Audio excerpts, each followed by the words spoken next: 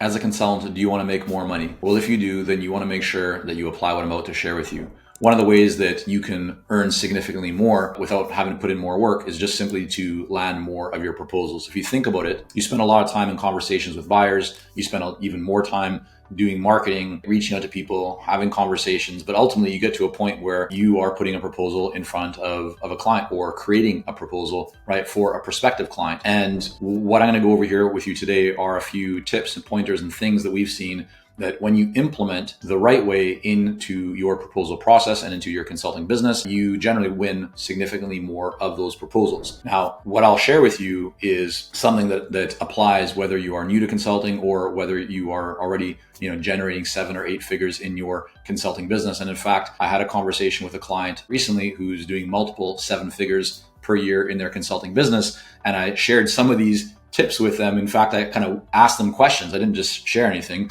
right? In classic consulting fashion, I asked questions about how are you doing this? How are you doing that? And we kind of talked through it. And the light bulb was just going off for them. And they're thinking, wow, like they're taking notes and going, you're right, we're not doing this. So I share this just simply to illustrate that even somebody who is at multiple 7 figures per year in their business, they can still improve. And so that likely means that there's room for you to improve as well. So let's get into it. Number one, right? What can you do right now to increase the effectiveness and win rate of your proposals? The first thing is to make sure that your proposal is not only talking about features or deliverables or the things that you are going to do. Put in different language, this is often referred to as the inputs. For example, you are going to have several interviews with employees or executives or stakeholders in that organization, or you are going to put together a report, or you're going to be doing a 360-degree review or assessment, fill in the blank. These are all inputs. These are all kind of features and deliverables. And what I observe and see in many consulting proposals,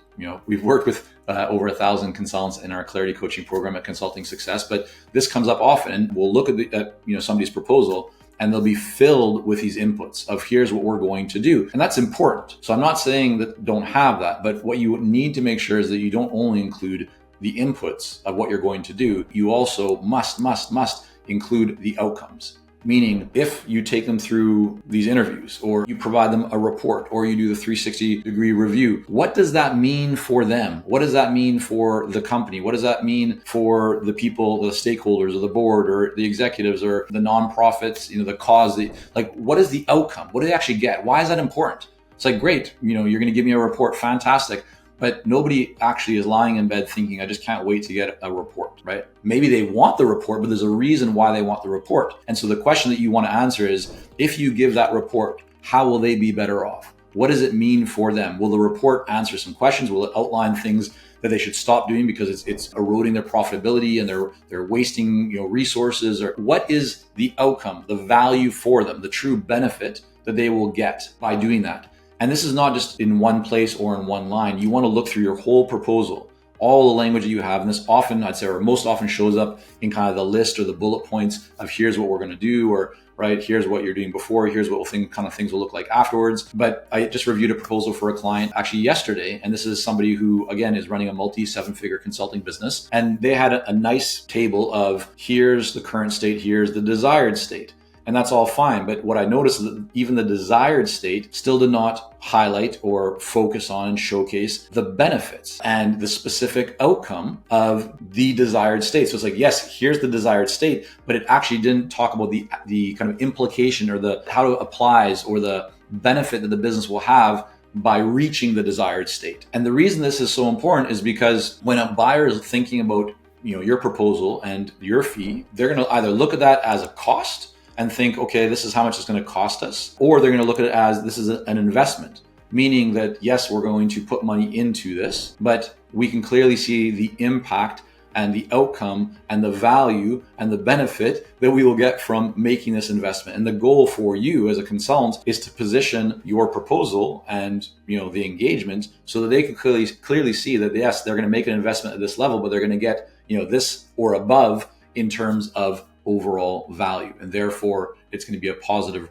return on investment. So make sure that you don't only talk about and list features and deliverables and inputs, but you also have the outcomes from doing those things. The other area that I need to also highlight is the problems. Very often, people in proposals will not actually spend enough time talking about the problems that will be addressed and how the buyer will be better off by solving those specific problems. I just, again, thinking about another proposal that I looked at recently for a client, the majority of that proposal was talking about the work that the consultant will do and about their firm. It didn't really address at all what the specific problem was that the prospective client wanted to solve and why solving it would be beneficial for that client and their organization, and why doing that now, why solving and trying to solve that problem now or deal with it right now, why again that would be beneficial or create an advantage for that organization as opposed to just waiting. So these are a few key things that by getting into your proposals can really help you to see a significantly higher win rate.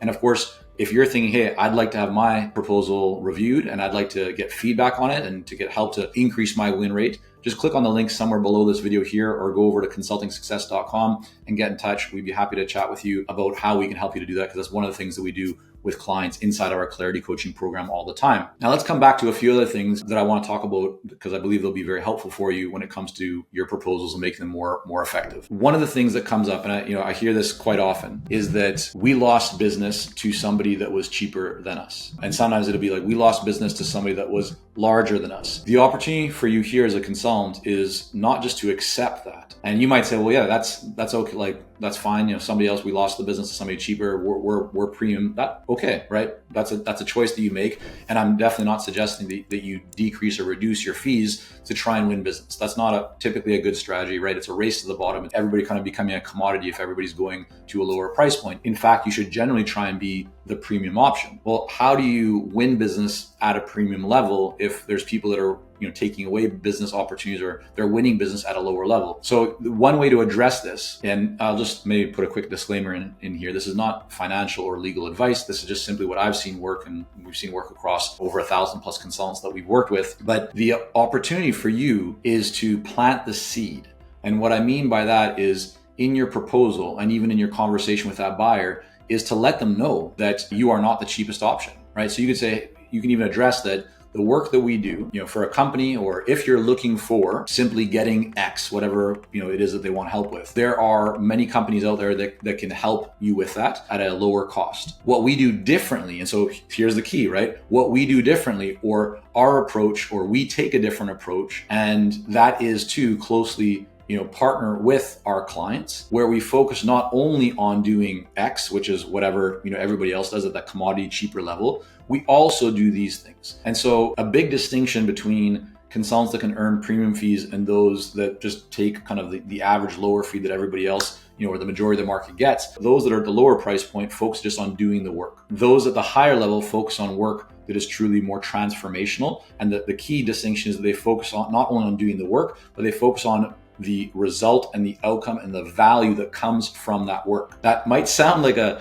simple distinction, but it's a very important and I would say powerful one. And so I want to encourage you to really think about that, right? The consultant that earns just average lower fees focuses on doing the work. The consultant that earns premium fees focuses not only on, so yes, they focus on doing the work, but their real focus is on the result and the outcome that the client will get from doing that work. When you can position and you can explain that, what you're doing in the to the buyer's mind is the buyer can now see and understand, yes, there are cheaper options, but cheaper doesn't always mean better. And so now they're thinking more critically when they see other proposals, or they consider other options that may be cheaper. You're saying, yeah, like if you want cheaper, there is cheaper. But if you want the best, if you want the premium outcome, if you want the actual result, here's why we charge more. Here's why we're a premium, right? It's because we're focusing on actually giving you a better overall result. So that's a really important distinction and an effective way for you to create separation and differentiation and really to show your uniqueness compared to others in the marketplace. Now, two more things that I want to go over in this video for you to help you to win more proposals. The next one here is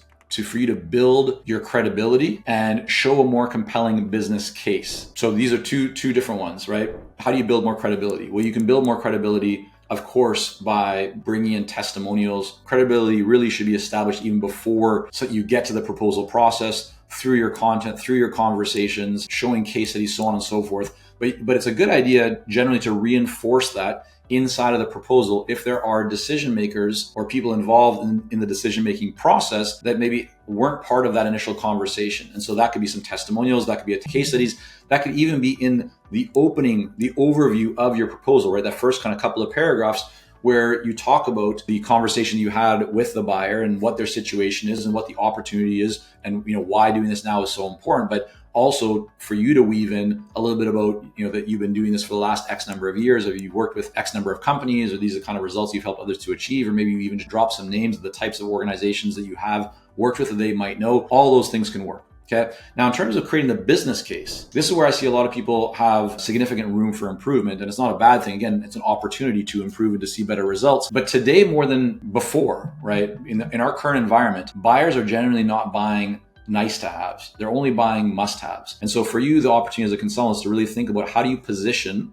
what you do as a must have. And that comes down to what is the business case. Now, I know that some of you might be listening to this or watching this. So if you're on YouTube and you're watching it, or if you're our website, or if you're listening in Spotify or Apple or whatever wherever you're getting this, first of all, I hope that you leave a rating and review. That really, really does help us. That kind of signals the algorithms. It helps us to get in front of more people, which then kind of incentivizes me to do more of these because I know I can see that it's working. So I really appreciate if you haven't already, please leave a rating and review. Some of you are going to be, again, listening to this or watching this, and you're going to be thinking, yeah, but this doesn't apply to my business. I work with nonprofits, or I do work that is harder to develop a business case around. It's harder for me to truly show, to demonstrate that I create value, or the work that I do can lead to a positive ROI, right? Return on investment for my clients. And my answer or my feedback to you is no. Is that 100% there's always a way to find and to communicate greater value. I've seen this so many times and worked with enough consultants over the years it doesn't matter what your industry is, doesn't matter what your geographic location is, there's always a way to identify value and to communicate stronger return on investment and the opportunity for the buyer, right, to really see a positive return. It just requires you understanding what questions to ask, how to ask them, and how to go deeper beyond surface level to truly get to the heart of what is the real impact of my work. So if that's something that you want some help with, just go to consultingsuccess.com, get in touch. We've had plenty of consultants who have that initial belief, but we've been able to work with them and then develop a very compelling business case. Now, a business case is what will demonstrate to the buyer and show them that it's really creating a compelling reason for them to say yes to this. In some instances, and I know consultants have been hearing this more recently, buyers are saying, we don't have a budget for that, or we're going to have to delay that, or we're not going to be thinking about that for a few quarters. And in some cases, that's going to be genuine in terms of, that this is not the top priority. But for you as a consultant, you want to be thinking about how can you create and again craft a very compelling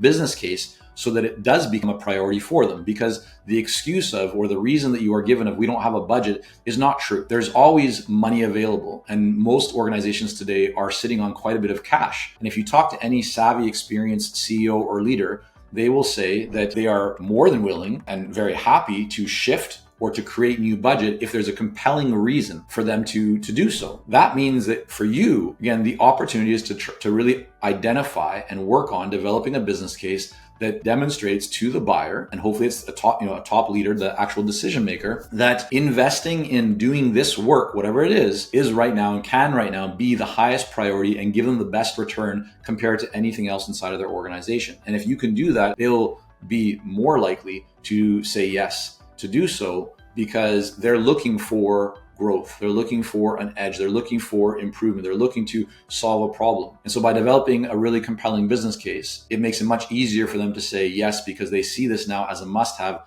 not just as a nice-to-have. All right. And let me get to the final point here on consulting proposals and a big mistake that people make and how to correct it. So the mistake that people make is that they send their proposal. And I know this sounds simple, but it's a really bad mistake. When you send your proposal to the buyer and you do not review the proposal with them, you are asking your proposal to do all the hard work. And inevitably what will happen is the buyer will get that proposal, they will open it up, they will not read it closely, they will scan it. And there will be things inside of that probably don't make sense to them. There will be language, right? Words, maybe some numbers that they haven't necessarily seen before, or aren't the way that they would describe that, the same thing. That then leads to them being confused, to them disagreeing, and to them closing that and just saying, you know what, let's just put this off for a little bit. I'll kind of come back to this later. And then you follow up by email and say, hey, what did you think? Because you don't hear back from them. Then you get ghosted, crickets. You're wondering what's wrong. What did you do wrong? Do they not like you? Where did you make a mistake? Well, very simply, where you made the mistake, if that's what's been happening or has happened to you, is that you sent the proposal. So don't send the proposal. Always review the proposal with the buyer. It's simple, but it works. When you take them through the proposal, they will have questions. You're there to answer them. They will have objections. You're there to deal with those objections. They might want to adjust slightly some of the things that you're proposing. And you then are in a position to be able to do that if you choose to. But that now means that you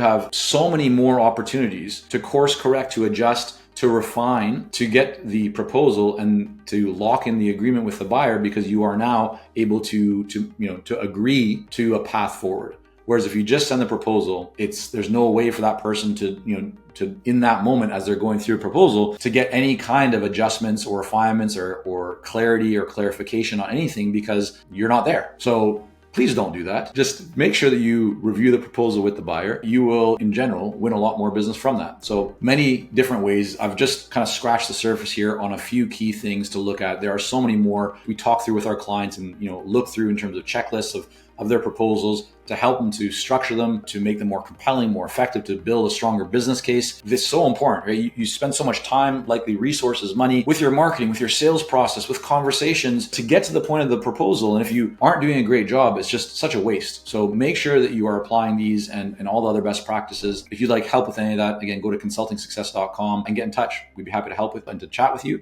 and to explore how we can support you with this. I hope this has been helpful for you today. Again, if you haven't already, make sure to leave a rating or review or subscribe to be notified when other videos come out. And if there are topics that you'd like me to speak on or to go deeper into in an upcoming video or podcast, just share that here and let me know. I'd love to see your thoughts.